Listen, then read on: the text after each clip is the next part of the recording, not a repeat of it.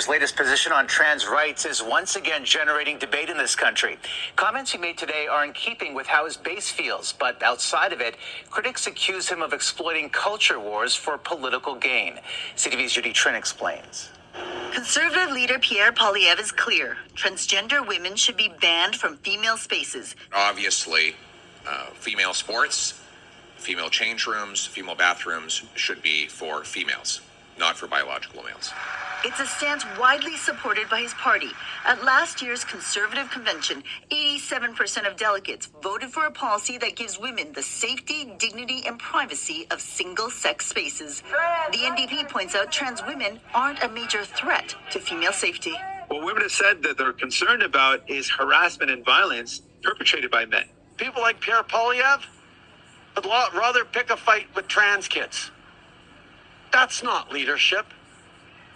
And that's not a game I'm going to play with them.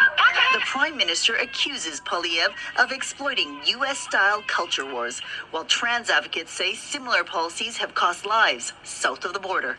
When you have large groups of people demonizing trans people, there are going to be individuals who act on that.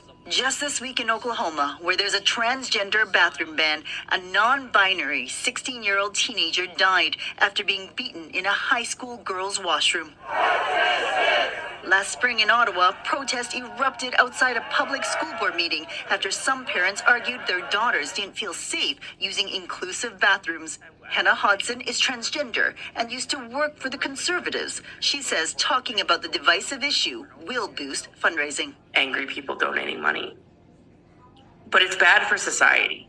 It's bad for vulnerable people. It's bad for nuanced conversation about, like, what do we want our society to be? This is the second time in a month that the Conservative leader has weighed in on issues of gender identity. 2 weeks ago, Poilievre said he opposed puberty blockers for gender-diverse people under the age of 18.